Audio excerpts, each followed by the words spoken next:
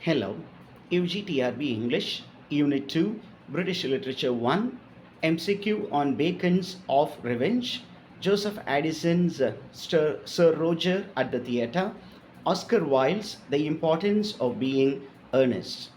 Question number 1. Sir Roger expressed his desire for watching a good dash to Addison. Sir Roger expressed his desire of watching a good dash to Addison. So Roger, the fictional character, expressed to Addison that he wanted to see a good dash. What was that? The answer is he wanted to see a good tragedy. Okay, Sir Roger வந்து ஒரு நல்ல tragedy பார்க்கணும் அப்படின்னு அடிசன்ட்ட சொன்னார். So they decided to go. Okay. Question number 2. Sir Roger says that he has not watched any good play in the last dash number of years. கடந்த ஒரு சில வருடங்களாக அவர் ஒரு நல்ல ப்ளே பார்க்கல அப்படின்னு சொன்னார்.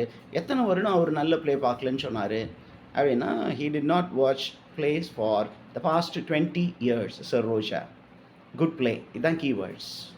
Not watched. Okay, did not watch. Now we pass on to question number 3. The last play that Sir Roger watched was a Church of England dash named Committee. Okay. The last play Sir Roger watched was a play on the Church of England named Committee. The name of the play was Committee. What type of play was it? அப்படின்னு கேட்டிங்கன்னா it was a comedy. Okay. Was a Church of English comedy. A Church of English comedy. The full Church of English comedy named Committee. This was the last play. So there may be a question. Sir Roger பார்த்த கடைசியாக பார்த்த play என்ன type of play, அதோடைய பேர் என்ன அப்படின்லாம் கேட்கலாம். So இதை நம்ம தெரிஞ்சு வச்சுக்குவோம். Now question number 4. The story of dash named Andromache. It is the classical tragedy that revolves around Hector's wife Andromache. Okay, the story of what person, what type of person, and who was Andromache? That is the question. What type of person was Andromache? Okay, and Andromache was a classical tragedy. That is additional information. Andromache was the eponymous character, the titular character, and the title of the play is also Andromache, and it is a classical tragedy. அது எதை பற்றி அப்படின்னா ஹெக்டருடைய widow ஆண்ட்ரோமாக்கை பற்றி. அப்போ what type of story was Andromache story அப்படின்னா it is a story of a distressed woman. டிஸ்ட்ரெஸ்னா ரொம்ப கஷ்டத்தில் இருக்கக்கூடிய ஒரு பெண்மணி. Now we pass on to question number 5. Dash is one of the friends of Addison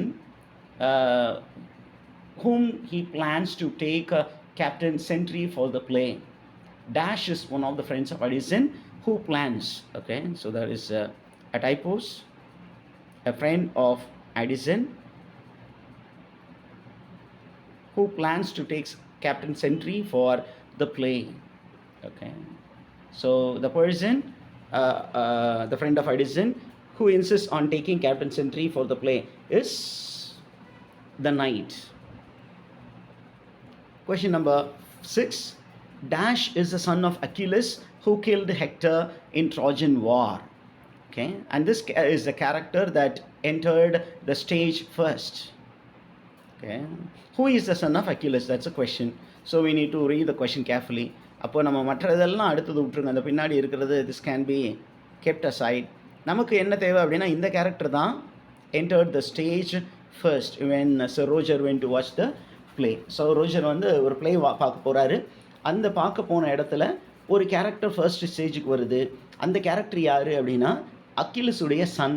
அப்போ அக்கிலஸுடைய சன் யார் அப்படிங்கிறத நம்ம question. And the son of Achilles is a person by name Pyrrhus. Pyrrhus. Okay. Now question number 7. Sir Roger was not fond of the character. எந்த character வந்து ரோஜருக்கு ரொம்ப பிடிக்கல, not fond of, அவருக்கு அந்த கேரக்டர் வந்து ரொம்ப அதிகமாக அப்பீல் ஆகலை. எந்த கேரக்டர் அப்படின்னு கேட்டிங்கன்னா the character of the distressed woman Andromache. Andromache அப்படிங்கிற அந்த டிஸ்ட்ரெஸ்டு உமன், அந்த கஷ்டத்தில் இருக்கிற பெண்மணியோட கேரக்டர் வந்து யாருக்கு பிடிக்கல? சர் ரோஜருக்கு பிடிக்கல. Now we pass on to question number 8. The play Distressed Woman ends with Andromache killing Dash and Pyrrhus left to feel sorrow about his mistake. Okay, இப்போ அந்த டிஸ்ட்ரெஸ்ட் உமன் அப்படிங்கிறது தான் அந்த title of the play. And distressed woman refers to Andromache. And Andromache என்ன பண்ணுறாங்க அப்படின்னா, இந்த ஃபைரோஸை வந்து ஏதோ தப்பு பண்ணியிருக்காரு, அந்த ஃபைரோஸை ஃபீல் பண்ண வைக்கிறதுக்காக யாரோ ஒருத்தரை கொண்டுட்டாங்க.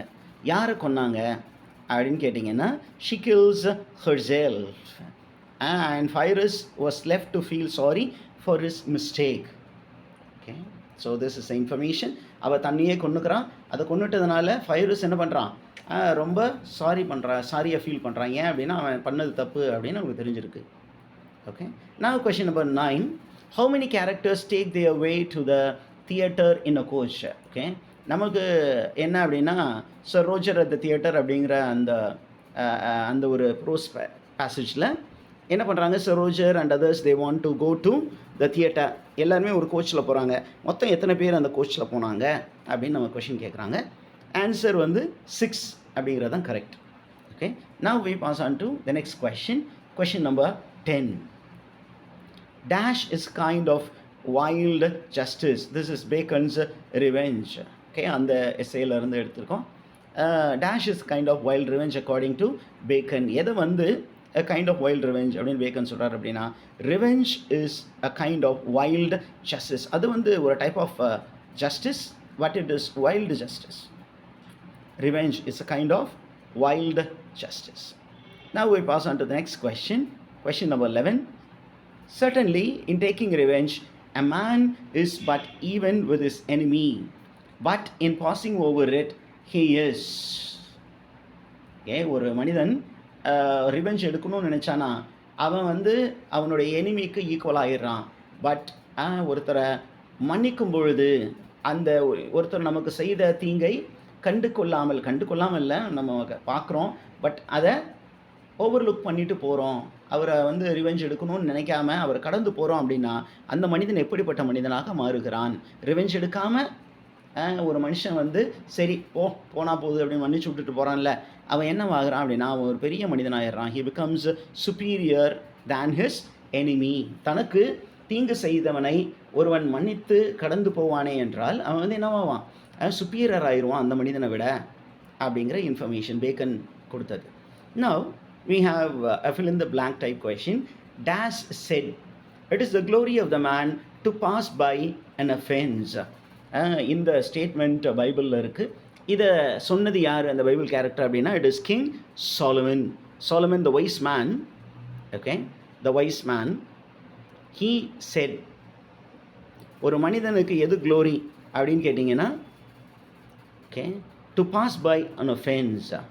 டு பாஸ் பை அப்படின்னா அதை மறந்து விட்டுறது, மன்னிச்சு விட்டுறது, அதுதான் ஒரு மனிதனுக்கு மாட்சிமையை கொடுக்கும் அப்படின்னு சாலமன் சொல்லியிருக்கிறாரு. Now question number 13. How does it read? Cosmus, Duke of Dash, had a desperate saying against perfidious and neglecting friends. Okay, Cosmus, the Duke of என்ன கண்ட்ரியோடைய டியூக், அவர் பார்த்தீங்கன்னா ஒரு சேயிங் வச்சுருக்காரு. என்ன அப்படின்னா, he was having a saying against neglecting friends. நம்மளை வந்து ஒதுக்குறாங்களே நண்பர்கள், அந்த நண்பர்களுக்கு எதிராக இந்த Cosmos duke of dash had a saying. யார் இவர், எந்த நாட்டுடைய டியூக் காஸ்மஸ் அப்படின்னு பார்த்தீங்கன்னா, he was the duke of Florence. Cosmos the duke of Florence என்பது தான் சரியான answer. Now we pass on to question number 14. You shall read that we are commanded to forgive our enemies, but you never read that we are commanded to forgive our friends is dash. What figure of speech? Okay, என்ன figure of speech இங்கே பயன்படுத்தியிருக்காங்க? இந்த first பார்ட்டில் பார்த்தீங்கன்னா, you shall read that we are commanded to forgive our sins. This is actually taken from the Bible, so there is a reference. அப்போ இந்த reference அப்படின்னு சொன்னீங்கன்னா அதுக்கான figure of speech வந்து allusion. Allusionனா reference. Okay, Number 15, a man that studieth revenge keeps his own dash green. ஒரு மனிதன் வந்து revenge எடுக்கணும் அப்படின்னு முயற்சி பண்ணுறான் அப்படின்னு சொன்னீங்கன்னா, அவன் ஏன் முயற்சி பண்ணுறான் அப்படின்னு சொன்னீங்கன்னா, அவன் தனக்கு பட்ட காயத்தை ஆற விடாமல் அப்படியே வச்சுருக்கான். ஸோ அதுக்கான இங்கிலீஷ் எக்ஸ்பிரஷன் என்ன அப்படின்னா, a man that studieth revenge, he keeps his own wounds green. Okay, he keeps his own wounds green. Okay, தன்னுடைய காயத்தை ஆற விடாமல் அப்படியே அவர் வச்சிருக்கிறார். அதனால தான் அவர் வந்து பழி வாங்கணும் அப்படிங்கிற அந்த வேகம் இருக்குது. Number 16, again from Bacon, dash revenges are for most part fortunate. Okay, அவர் ரிவெஞ்சை வந்து இப்போ பப்ளிக் ரிவெஞ்ச், ப்ரைவேட் ரிவெஞ்சுன்னு பிரிப்பார். அப்போ எந்த ரிவெஞ்ச் வந்து இஸ் ஃபார்ச்சுனேட், அவர் தேசத்துக்கு நன்மை பயக்கக்கூடியது அப்படின்னா public revenge. He speaks about the removal of tyranny. Okay, ஒரு சர்வாதிகாரி இருக்கார், அந்த சர்வாதிகாரியை அகற்றுவது அப்படிங்கிறது நாட்டுக்கு நல்லது தானே. அப்போ பப்ளிக்கில் செய்யக்கூடியது, ஒரு புது காசுக்காக செய்யக்கூடியது வந்து சம்டைம் இட் இஸ் ஃபார்ச்சுனேட், நன்மை பயக்கக்கூடியது அப்படின்னு பேக்கன் சொல்லியிருக்காரு. கொஷின் நம்பர் 17, ஓகே, ஆஃப் ஸ்டடீஸில், okay, what whose death is not mentioned in the essay? It is not of studies, it is of revenge. Whose death is not mentioned in of revenge. யாருடைய இறப்பை பற்றி bacon வந்து of revenge அப்படிங்கிற எஸ்ஸேல பேசலை அப்படின்னு கேட்டிங்கன்னா, அவர் யார் யாரை பேசியிருக்காருன்னு தெரியணும். He has mentioned about the assassination of Julius Caesar. Then he has spoken about the death of Pertinax, how he was assassinated, and he also had spoken about the death of Henry the Third of France. அப்போ அவர் பேசாத ஒரே நபர் யாருடைய சாவை பற்றி பேசலை அப்படின்னா, he did not speak about the death of Ptolemy. அதை பற்றி அவர் ஆஃப் ரிவெஞ்ச் அப்படிங்கிற எஸ்ஸேல பேக்கன் பேசலை. Now, vindictive persons live the life of dash அப்படின்னு ஒரு கொஷின் இருக்குது. கொஷின் நம்பர் 18, பேக்கனை பொறுத்த மட்டும் யார் ஒருவர் ரிவெஞ்ச் எடுக்கணும்னு நினைக்கிறாரோ அவர் எந்த மாதிரி வாழ்க்கை வாழ்வார் அப்படின்னு சொன்னீங்கன்னா, அவர் கொஞ்சம் எல்லாருக்கும் பயந்து ஒழிந்து மறைந்து மன உள்ளே வச்சுருக்கதை வெளியில் யாருக்கும் தெரிஞ்சிடக்கூடாது அப்படிங்கிறதுக்காக பயந்து வாழக்கூடியவன். அப்படி வாழக்கூடிய மனிதன் ஒரு விச்சினுடைய வாழ்க்கையை ஒத்த வாழ்க்கையை தான் வாழ்கிறான், ஒரு சூனியக்காரி. ஏன் அப்படின்னு கேட்டிங்கன்னா, நீங்கள் இங்கிலீஷ் ஸ்காட்டிஷ் ஹிஸ்ட்ரியில் எடுத்திங்கன்னா, these witches were outcast, they lived outside the village, or ஒருவேளை அவங்க சிட்டிக்குள்ளே வந்தாங்கன்னா they used to come in disguise in animal forms. ஏன் அப்படின்னா, உள்ளே இருந்தாங்கன்னா அவங்கள பார்த்தாங்கன்னாவே ஏதாவது கொண்டுருவாங்க. அதனால் அவங்க பயந்து வாழ முடிந்துச்சு. அதனால் ஒரு ரிவெஞ்ச் எடுக்கக்கூடிய மனிதன் இந்த மாதிரி எல்லாருக்கும் பயந்து தான் வாழ்ந்துருவான். ஐயோ நம்ம மாட்டிக்குவோமோ அப்படின்னு வாழ்வான் அப்படின்னு பேக்கன் சொல்லியிருக்கார். Question number 19, the end of people who seek revenge is. Okay, இந்த ரிவெஞ்ச் எடுக்கணும் அப்படின்னு ஒரு மனிதன் நினைக்கிறான்னா அவனுடைய வாழ்க்கையினுடைய இறுதி காலம் எப்படி இருக்கும் அப்படின்னா, இட் வில் பி இன்ஃபார்ச்சுனேட். இன்ஃபார்ச்சுனேட்னா ஒன்றும் இல்லை, it is the old English for unfortunate. Okay, நமக்கு வந்து ஒரு ஃபேமஸ் சேயிங் இருக்குது, வாளை எடுத்தவன் வாளால் மடிவான். அப்போ பிறரை பழி வாங்கணும்னு நினைக்கிறான் அப்படின்னு ஒருத்தன் பழி வாங்கணும்னு இறங்கினானா அவனும் பழி வாங்கப்படுவான். அப்போ அவனுடைய லைஃப்பும் வந்து அன்ஃபார்ச்சுனேட்டாக தான் முடியும் அப்படின்னு பேக்கன் சொல்லியிருக்கிறார்.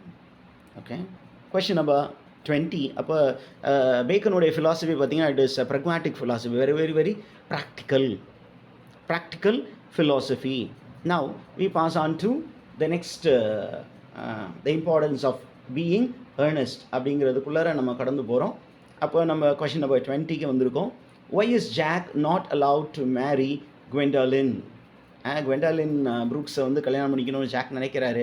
பட் ஏன் அவர் கல்யாணம் பண்ணிக்க முடியல அப்படின்னா, குவெண்டலின் ப்ரூக்ஸுடைய mother does not approve of the marriage. ஏன் அப்படின்னா, ஜாக்குடைய ரியல் பேரண்ட்ஸ் யாருன்னு குவெண்டலின் ப்ரூக்குடைய அம்மாவுக்கு பெரிய டவுட் இருக்குது. Because he knows that he is only adapted Sun. அதனால் என்ன பண்ணுறான், தாய் தகப்பன் பேர் தெரியல, அதனால் இவனுக்கு என் பொண்ணை கட்டி வைக்க மாட்டேன் அப்படின்னு குவெண்டலின் ப்ரூக்குடைய mother doesn't permit. Okay. Question number 22. What does Algernon find that leads him to believe Jack Earnest has another life? Okay, Algernon என்ன பண்ணுறான் அப்படின்னா, அவனுக்கு ஒரு சின்னதாக ஒரு டவுட் வருது. என்ன டவுட் வருது அப்படின்னா, that Jack Earnest வேறு ஒரு வாழ்க்கை, மறைமுகமான ஒரு சீக்ரெட் வாழ்க்கை வாழ்ந்து கொண்டிருக்கிறான். ஓகே, என்ன அப்படின்னு கேட்டிங்கன்னா, he finds a cigarette case with a letter inscribed uncle jack. Uncle Jack அப்படி பேர் பொதிக்கப்பட்ட ஒரு சிகரெட் கேஸை கண்டுபிடிக்கிறான். ஓகே, அதை பார்த்தோன்னே தான் அவன் என்ன நினைக்கிறான், இல்லை ஜாக் ஏர்னஸ்ட் வந்து வேறு ஒரு சீக்ரெட் லைஃப்பும் வாழ்ந்துக்கிட்டு இருக்கான் அப்படிங்கிற இன்ஃபர்மேஷன் தெரியுது. Who is Algernon's imaginary invalid friend? Okay, the imaginary invalid friend is named Bunbury. And இதிலிருந்து தான் ஒரு டேர்ம் வருது, Bunburying. The term is called Bunburying. What is Bunburying? Okay, Bunburying அப்படின்னா you create a fictional character or a fictional situation in order to escape from something. Okay, ஒரு ரெஸ்பான்சிபிலிட்டியோ ஒரு வேலையை செய்யாமல் இருக்கிறதுக்காக நீ என்ன பண்ணுவீங்க, ஏதாவது ஒரு போலி சாக்கு அல்லது ஒரு போலி கேரக்டரை உருவாக்கிடுவீங்க. திடீர்னு ஏன்டா காலேஜுக்கு ஸ்கூலுக்கு வரல, காலேஜுக்கு வரலன்னா என்ன பண்ணுவாங்க, புதுசாக ஒரு தாத்தாவை உருவாக்கிடுவாங்க. தாத்தாவுக்கு உடம்பு சரியில்லை மேடம், அது தாத்தாவே இருந்திருக்க மாட்டார், தாத்தாலாம் முன்னாடியே போய் சேர்ந்துருப்பாங்க. So that fictional character creation is called Bunburying. Okay, பன்பெரியிங்.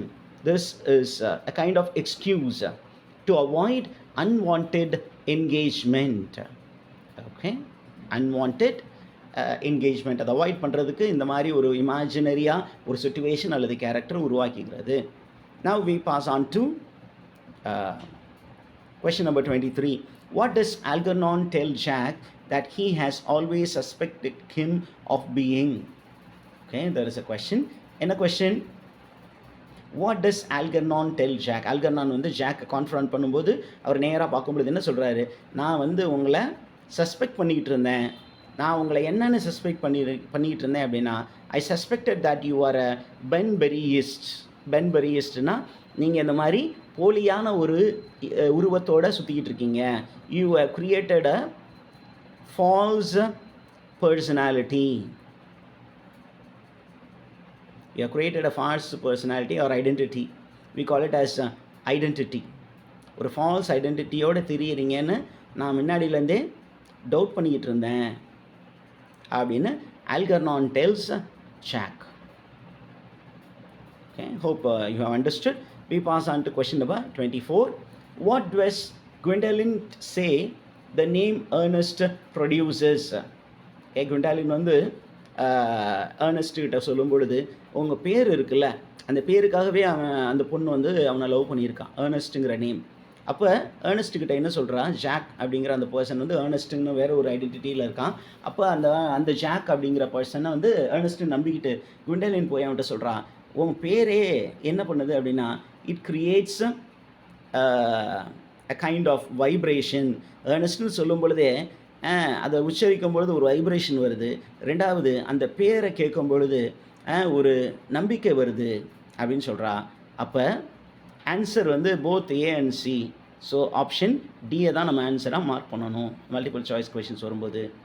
Okay, so Gwendolen says, நான் வந்து not because you are a man, because you have the name Earnest, அதனால தான் உன்னை நான் லவ் பண்ணுறேன் அப்படின்னு ஜாக்குக்கிட்ட அவர் சொல்கிறான். பாருங்கள் எந்த மாதிரி லவ் இருக்குன்னு. ஃபார் த நேம், அந்த பேருக்கு வைப்ரேஷன் இருக்குது. அந்த பேரை அப்படி உச்சரிக்க நினைக்கும் பொழுதே ஒரு கான்ஃபிடென்ஸ் வருது. சரி, இருந்தாலும் இந்த பேர் வச்சுருக்கவே நம்மளை நல்லா பார்த்துக்குவான் அப்படின்னு குவெண்டலின் வந்து ஃபீல் பண்ணுறான். That is what she communicates to Jack. Now we move on to question number 25. Where did old Mr. Thomas Carter find Jack as a baby? Okay, Thomas Carter is the guardian. Okay, இதுதான் ஜாக்கை வந்து கண்டுபிடிக்கிறார் ஒரு railway ஸ்டேஷனில். Okay, he is the guardian. Okay, ஒரு railway ஸ்டேஷனில் jack வந்து ஒரு பிறந்த குழந்தைய வந்து கைவிடப்பட்ட நிலையில் அவர் இருக்கார். அவரை அந்த ஓல்டு தாமஸ் கார்டர் வந்து கண்டுபிடிச்சி கூட்டிகிட்டு வர்றாரு. எங்கே கண்டுபிடிக்கிறாரு அப்படின்னா, he was found in a cloak room at a railway station. Railway ஸ்டேஷனில் பெட்டி படுக்கையெல்லாம் வச்சுட்டு போவாங்க இல்லையா, அந்த மாதிரி பொருட்களை பாதுகாப்பும் அறையில் யாரோ விட்டுட்டு போயிட்டாங்க. யார் விட்டுட்டு போயிட்டாங்க அப்படின்னு பின்னாடி பார்ப்போம். ஓகே. ஸோ அவரை அந்த இடத்துல ரயில்வே ஸ்டேஷனில் கிளாக் ரூமில் விட்டுட்டு போயிட்டாங்க அந்த குழந்தைய, பிறந்த குழந்தைய. அதை old mister Thomas Cardew finds and brings the baby and he rears Jack's guardian அவர் தான். அந்த இன்ஃபர்மேஷன் நமக்கு இருக்குது. Now we move on to question number 26.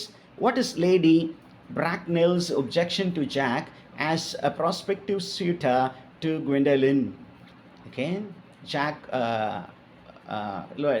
Lady Bracknell என்ன பண்ணுறாங்க அப்படின்னா, குவெண்டலினை வந்து ஜாக் கல்யாணம் பண்ணிக்க நான் ஒத்துக்க மாட்டேன், ஏன் அப்படின்னு அவங்க சொல்கிறாங்க. அப்படின்னா அவங்க என்ன சொல்கிறாங்க அப்படின்னா, அந்த ஜாக்கினுடைய பேரண்டேஜ் என்னன்னு தெரியல. லேடி பிராக்னெல் அண்ட் குவெண்டலின், அவங்க ரெண்டு பேரும் they are the mother and the daughter. Okay, you will find that. இவங்க என்ன சொல்கிறாங்க, நான் வந்து ஜாக் வந்து குவெண்டலினை கல்யாணம் பண்ணிக்க அனுமதிக்க மாட்டேன். ஏன் அப்படின்னா, ஜாக்குடைய பேரண்டேஜ், உண்மையான அப்பா அம்மா யாருன்னு எனக்கு தெரியாது, அவங்க என்ன கிளானு, என்ன ஸ்டேட்டஸில் இருக்கிறவங்கன்னு தெரியாதுன்னு சொல்லி அந்த கல்யாணத்திற்கு மறுப்பு தெரிவிச்சிடுறாங்க. Now we move on to setting based question 27. Where is Jack's house in the country? அவங்க ஒரு கண்ட்ரி சைடில் இருக்கார், அவருடைய வீடு எங்கே இருக்குது, அதுதான் question. The setting is Hertfordshire. Hertfordshire தான் Jack's country house is located. Now next question, what is Celia's surname? Celia is the daughter of Mr. Carter. So Celia Carter, and she is the ward of Jack. Jack Earnest கிட்ட அவன் senior, அவனுடைய பாதுகாப்பில் தான் cilia வளர்றா. Okay, so this information you should be knowing. Now next question 29. In which station was baby Jack discovered? Jack வந்து ஒரு கை குழந்தையாக எந்த ஸ்டேஷனில் கண்டெடுக்கப்பட்டார்?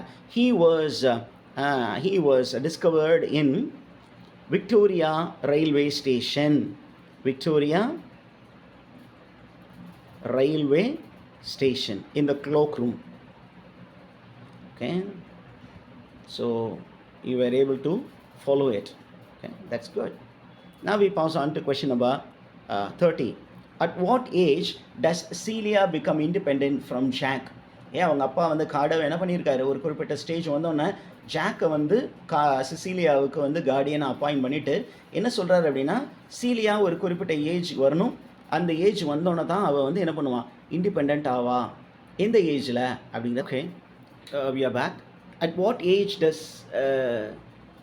Cecily becomes independent from Jack? She becomes independent at the age of 35. We move on to question number 31. The importance of being earnest is a play written in how many acts? It is a play written in 3 acts. A data question. The next question, question number 32. Oscar Wilde uses dash in the importance of being earnest to point out flaws in Victorian morality. Victorian high morality அப்படின்னு சொல்லுவாங்க. அதில் இருக்கக்கூடிய ஃப்ளாவை கண்டுபிடிக்க அதை வந்து point out பண்ணுறதுக்கு என்ன பண்ணியிருக்கார் ஆஸ்கர் வைல்டு, ஏதோ ஒரு டெக்னிக்கை பயன்படுத்தியிருக்கார். என்ன டெக்னிக்கை பயன்படுத்தியிருக்காரு அதுதான் நமக்கு question. The answer is satire. He has used mock element, mocking, that is called satire. He uses satire in the play The Importance of Being Earnest to find out flaws in Victorian morality. Oscar Wilde was part of dash movement.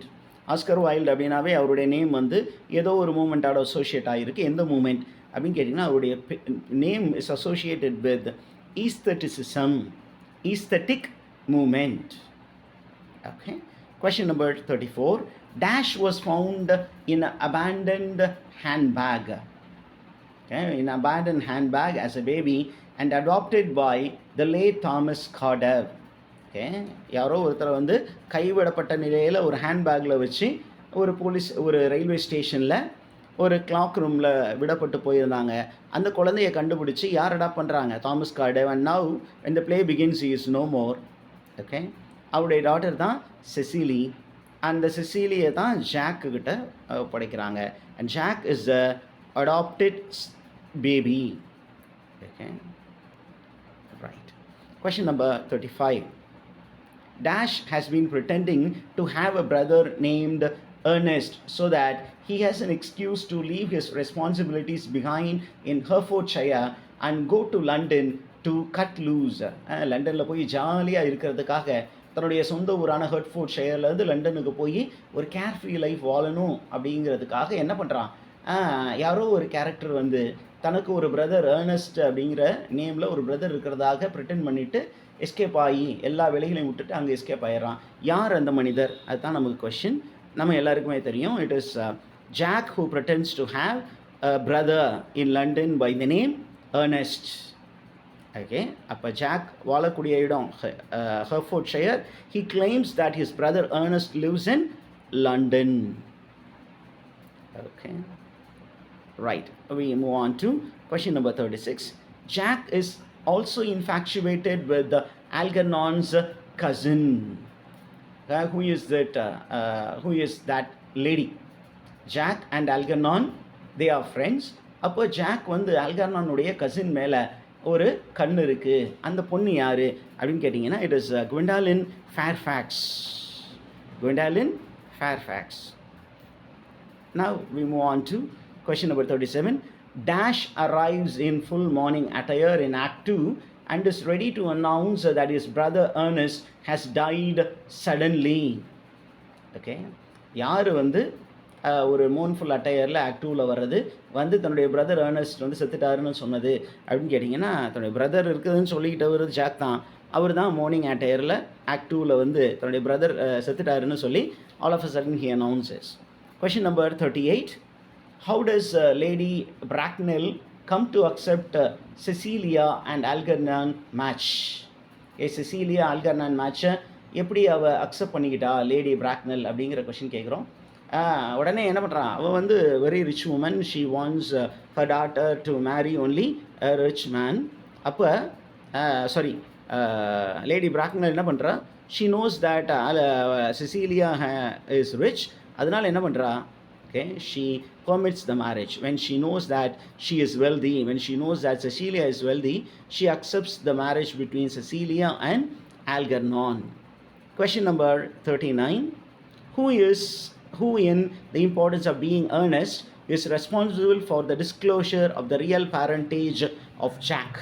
Okay, Jack உடைய real பேரண்டேஜை வந்து இந்த ஸ்டோரியில் வெளியே சொன்னது யார் அப்படின்னு கேட்டிங்கன்னா, it is miss prism. Miss Prism, she is the one who tells all the story about what happened some years back when Jack was a baby. அப்படிங்கிறது. Okay, question number 40. Okay, Miss Prism's reference to Cecily's guardian's high sense of duty and responsibility is humorous due to its ஏன்னா Miss Prism என்ன பண்ணுறாங்க, she is trying to defend Miss Cecily's guardian, telling that her guardian is a person who has high sense of duty and responsibility. But நமக்கு தெரியும் செசிலிஸ் Guardian is jack. அவர் என்ன பண்ணுறாரு, அடிக்கடி இவளை பார்த்துக்காம லண்டனுக்கு ஓடி போய் ஜாலியான லைஃப் வாழ்ந்துக்கிட்டு இருக்காரு.